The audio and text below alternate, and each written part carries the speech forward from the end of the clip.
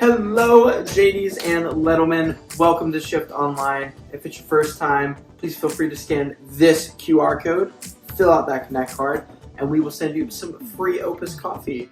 And on top of that, now you can choose to have that coffee with Joe, who's our lead pastor, and you can ask him all the questions in the world to learn what we're all about here at Shift.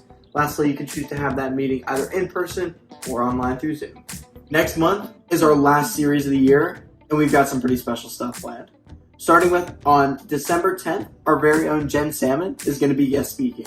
On top of that, for the next couple weeks, our band is going to be closing out each week with a Christmas encore song. And lastly, on December 24th, Christmas Eve, we're going to be having a traditional service here at the church. With that service, we'll also be having our ugly Christmas sweater / shirt day. So come wearing your ugliest, take some awesome family pictures with the Shift background, and we'll be having a wonderful time together. Finally, our last Sunday of the year will be our Sabbath day. So there will be no service, there will be no teaching, it will just be a day of rest. So enjoy the time with your family, with your friends, bring in the new year together. We look forward to seeing you happy and healthy come 2024. Hey, welcome to Shift Online, everybody. I hope that your Thanksgiving holiday was exactly what you needed. Today, we wrap up our series, Won't You Be My Neighbor? Just like Fred Rogers, we believe that one of the foundational truths of our lives is to love God and to love others as yourselves. And using that guide, we looked at how we're to love our neighbor in week 1 by starting with that loving ourselves. If we can't learn to love ourselves, how can we learn to love others? Week 2, we answer who do we love? And we saw that Jesus expands the definition of neighbor out to include everyone. Week 3, we answered the question, how do we love? And we do that by seeing, by feeling, and by acting. Super simple, but not easy. And there is such depth and beauty when we dive into the simplicity of that teaching. And today we're going to end the series and answer our final question, why do we love? Now, before we jump into that, I want to spend just a little bit of time looking at why we don't love. And I think the first reason that we don't love is that we don't have time. I mean, look at how packed our schedules are, right? Just recently, I was reading a Time magazine article called How America Gave Up on Overtime for Workers. 52% of full-time workers report working more than 40 hours a week. 39% work at least 50 hours a week, and 18% work at least 60. We spend almost all of our days at work, leaving us to pack everything else into the time that we have left over. I mean, that's family, that's friends, physical activities, whatever. Our days and weeks are so full that we very rarely have time for anything else, which leads to another reason that we don't love, like we're called to, emotional capacity. So much of our energy and emotions are used up in all those things that we just mentioned that there's almost nothing left for anything or anyone else. I mean, how could there be? And our world feels so heavy. The problems feel so massive. How could I possibly create even the smallest dent in any of that's going on right now? We have zero emotional margin. And so a lot of times we just don't do anything. And that's not to shame or guilt anyone. That's just looking at our reality that we're operating in. But I think that the final reason that we have time to touch on just real fast, and it may be the biggest, and for those of us that are watching, I think it's the church. I think 2 main reasons I believe are this. The first one is that we've over-spiritualized our faith and created a system where our only goal is to save people, right? We've got to win souls to Christ. And that means that our priority isn't helping people in the here and now in their physical needs, but to get them to heaven. It's okay if they experience hunger or suffering in the now, if they just accept Jesus and avoid hell. I think the second reason that is our theology about God. The religious leaders in the main story that we've been walking through the last few weeks, the Good Samaritan, they walked right past the suffering of a human being because of what they believed about God, because of who they believed God was. Remember, to avoid touching a dead body, making sure that you don't get cut off. That command is in Leviticus 19. It says that if you don't cleanse yourself properly, you run the risk of being cut off from your community. And so they just gave this person white birth. What they believed about God caused them to walk right past that person. Now, nothing that I say here today, nothing is going to change that. All right? I can't fix your work schedule. I can't give you more emotional energy. And Lord knows I cannot change the capital C church, okay? And I don't have time to dive into each one, but I think it's important that we acknowledge that those things exist and that those things are real. However, just because there are reasons and that those reasons are real and they exist to not love others the way that we're called to doesn't mean that we stop trying. So what I'm going to do is I'm going to take my own advice from last week, and I'm going to narrow my focus. Instead of trying to solve all of these huge problems and love all of the world's people out of those problems, I'm going to narrow my focus. If I don't narrow my focus, it will be almost impossible to start somewhere, which is the first step. The first step to answering why do we love is to ask, where do we love? And some of you may have already answered that question for yourself, right? You're doing the work in your where, and you already know that and you're doing it. So I want you to keep doing that, keep that up. If you've answered that question, keep doing it, but just hang with me for a bit, because I think that for most of us, we still struggle with that question of where. Our struggle with recognizing this simple truth, the answer to where do we love is here. You start here. You start with those closest to you.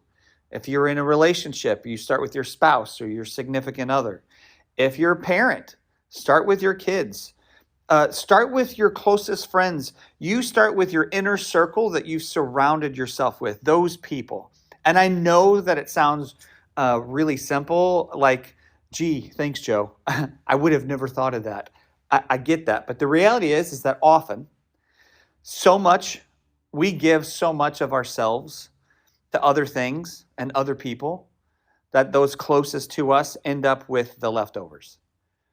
You only have so much energy and time to give away, and someone is going to end up being cheated out of that time and energy. Now, again, please don't mishear me. Regardless of how hard we try, how much effort we put into this, there are going to be days that we just don't have it, right? Like, I just don't have anything left to give. And that's okay. We're human. Do not allow shame to creep in and guilt you over these things, over those days where you just don't have it. We all have those days, or even those seasons.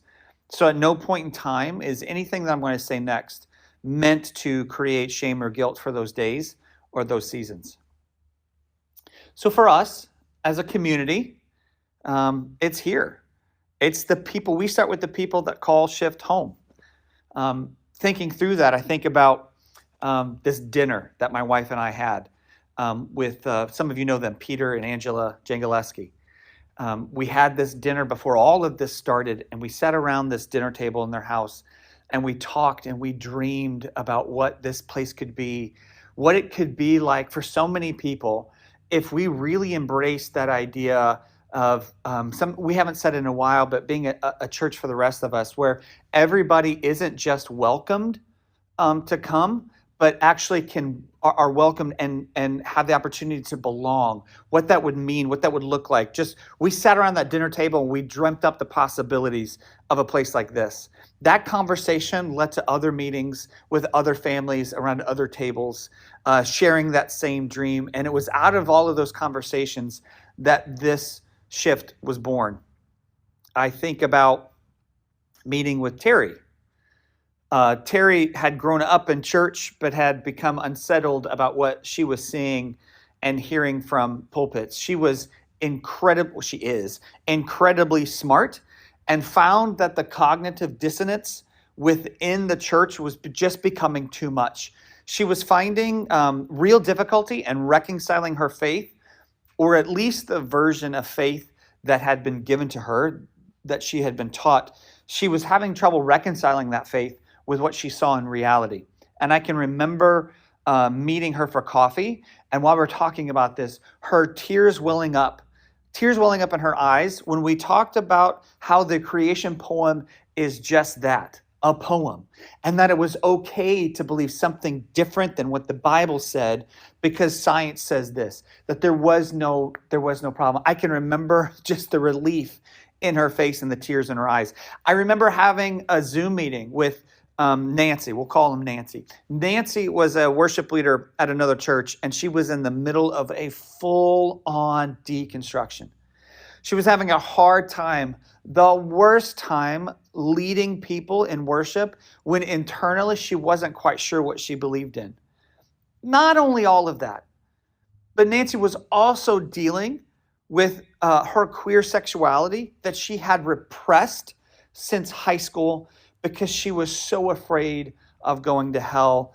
And now her marriage falling apart, having kids, she wanted so badly to love God, but was struggling so much and was just barely hanging on. I think about, many of you know them, John and Emily, who spent years in a high control religion. A lifetime of these impossible expectations weighing on them and their family. John and I met at a local restaurant, and we dove into scripture and just start untangling all of the mess. He'd been doing a ton of work on his own, and we sat there and talked. And if you know John, you know that he's absolutely brilliant, and he knows his Bible. However, he knows it through the lens that he'd been trained in for decades. And he was desperately trying to figure out how to read it and believe outside without that lens. I could think of person after person after person that we are able to love and serve here at Shift. People that stay and plug in, but also people that just stop in for a while on their journey and then move on. People that will never set foot inside this building, but whose lives have been touched and changed because Shift loves people right here. At the time of this recording, just a little over a week ago, when we handed out 102 meals for Thanksgiving, y'all saved up change and donated so that we could buy 102 meals for families that you will never meet. There were people who sat down and had a Thanksgiving meal this past Thursday because you loved right here. Our why must start somewhere, and I don't think that there's a better place than here. And our here leads to our why, right? So why do we love? I think right away it feels good, right? It feels good to serve others, to be a part of their story. Even just a tiny part feels really good. It makes you feel good about yourself. Who doesn't love to feel needed? Love to feel important to somebody else. It gives you purpose. That's a big one for me. I have to have purpose in what I do, or I feel like I'm failing, like literally failing at life. All of my jobs have been in the service industry. Starting in high school, I worked at a grocery store chain called Schnucks, which is like the Midwest version of Publix. I bagged groceries, and then I took those groceries out to people's car for them. Even in something as simple as that, it felt good to me. I loved serving those families, especially when it was somebody that was older or it was a mom that had their kids with them. I loved knowing that I helped make that part of their day just a little bit easier. When I was in college, I was a server at Steak and Shake, and I loved that job, and I was good at it.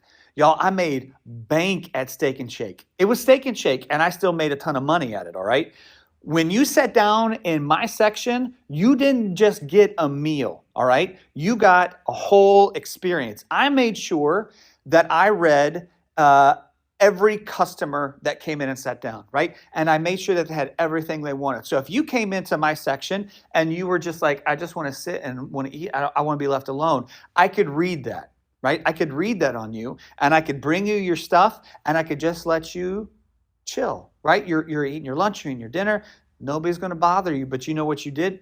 You know what you were going to get? You were always going to have your drink was filled. You were always going to have everything you needed right there, right? People barely ask for anything if you're in my section because that's how I was. If you wanted to interact, I had jokes, right? I had jokes ready on the fly right there. I was going to tell them to you. Most of them were dad jokes, okay? But that's fine, right? It's Steak and Shake. I would interact with the customers. I wanted to make sure that they had the best possible time that they could when they came to Steak and Shake and sat in my seats. I can remember this one time where I had that entire section that was kind of roped off. You know, you go in and it's got the little silver barricade. I had that entire section. That entire section was packed. There was a butt in every seat in that section. I was taking orders, keeping everybody happy, and realized, wait, our food isn't coming out. That was the night our system decided to crash, and it took us about 10 to 15 minutes to realize that what we were putting in the system wasn't making its way to the cooks, and so nobody was getting food. So I made sure to let everybody know what was happening. I gave them, made sure everybody's drinks were full. I gave them free desserts while they were waiting, and I comped them free meals for their next visit. Nobody in my section left. They all waited for their food. They all had an amazing time, and I made a ton of money that night. I love serving. Everyone had a blast. I love all of that stuff. And all those reasons are real and valid why we love people, but I still don't think, in my humble opinion, that it's the reason to love people. Still not our why. In our main story of the Good Samaritan, we see Jesus telling a story in response to a question by an expert of the law. The expert of the law had asked, "Who is my neighbor?" And he was asking that not so that he could love people better. He was asking that so he could justify himself and who he had to love and who he didn't have to love. And in response to that, Jesus tells this story that we all know. This man is on his way from Jerusalem to Jericho. He is beaten and robbed and left for dead. And just happenstance, a priest walks by, sees him, and walks right on by. A Levite, who is like the priest's right-hand man, walks by, sees this person, and just like, nope, not going to do anything. And then who shows up? The vile, the hated Samaritan shows up and is the hero of the story. He sees the man, right? Feels compassion, splagnizomai, right? Yearning in the bowels. And then he acts. Now take a look one last time at Luke 10:33 through 35. It says this: "But a Samaritan, as he traveled, came where the man was, and when he saw him, he took pity on him. He went to him and bandaged his wounds, pouring on oil and wine. Then he put the man on his own donkey, brought him to an inn, and took care of him. The next day he took out 2 denarii and gave them to the innkeeper. Look after him, he said, and when I return, I will reimburse you for any extra expense you may have." Now, this is just a story, right? We've said this before, but again, it's one rooted in reality. This happened enough that everyone listening knew exactly what Jesus was talking about. And they might have even known people this happened to. People that they knew might have been popping into their heads while listening to the story. The Samaritan saw the person, felt compassion for him, and acted, all to bring healing to the beaten man. And I think that's our ultimate why. Healing. Why do we love? To heal. The Samaritan man was willing to do whatever it took to help the beaten man heal. The love that Jesus is talking about brings healing to others, and not just in some spiritual, esoteric, ethereal way, right? It is a real, physical, tangible healings, broken bones being healed, hungry bellies being filled, naked bodies clothed, lonely hearts mended. And this echoes Matthew 25 when Jesus tells the crowd that the king will separate the nations based on how they treat the least of these. We love like this, and we bring healing like this every time we advocate for the least of these. Every time we protest or march, every time we call out hypocrisy within the capital C church, every time we boycott something, we bring healing. And it's happening right now. People all over the world seeing the atrocities and the war crimes being committed in Israel. The world cried out in terror when Hamas murdered 1,200 civilians. But the response, Lord, have mercy. The response, as of this recording, over 14,000 Palestinian civilians have been murdered. The vast majority of those, children. 2/3 of the casualties are women and children. More than 115 children have died a day during this siege. And there are more than 1,200 children under rubble or still unaccounted for. Every act of resistance is love. And every act of love is to bring healing. This is the ultimate will of God. In the apocalyptic letter called Revelation, the author describes a scene where a river flows through Eden restored. In chapter 22, verse 2, it says this: "Then the angel showed me the river of the water of life, as clear as crystals, flowing from the throne of God and of the Lamb, down the middle of the great city, the great street of the city. On each side of the river stood the tree of life, bearing 12 crops of fruit, yielding its fruit every month. And the leaves of the tree are for the healing of the nation." John's vision for the world was healing. That's why we love. We don't love to fill church buildings. We don't love to fill or to build a brand. We don't love to fill our coffers. We love to bring healing to all of humanity. We love to heal ourselves and to heal our neighbors. Love brings healing, and healing brings life. Jesus said that he is the way, the truth, and the life. He said that he came to bring abundant life. And that is our why shift. That is our why to loving our neighbors. The way to that life is through love. Loving yourself allows you to love others. And by others, we mean everyone. Everyone is our neighbor. There is no category of people that is outside that definition. And we love others not by yelling at them with a bullhorn like hate preachers. We love our neighbors by seeing them. Seeing leads to compassion, and compassion leads to action. That actionable love must start with those closest to you, and it always leads to healing.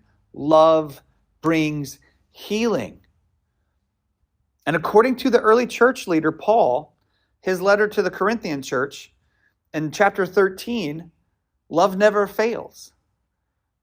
That's our why. And I want to encourage you to spend some time meditating on that, thinking about that.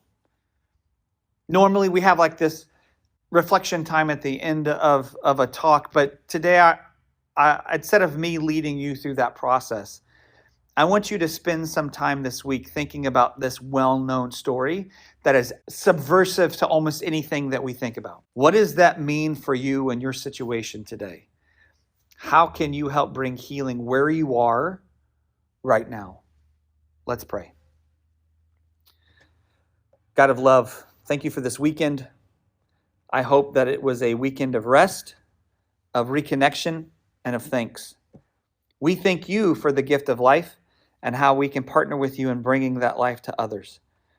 Help us to see where harm is. Help us to feel compassion, to not harden our hearts, and then to do something. I pray that we're wise enough to know what we can sustainably do that truly helps and doesn't perpetuate harm.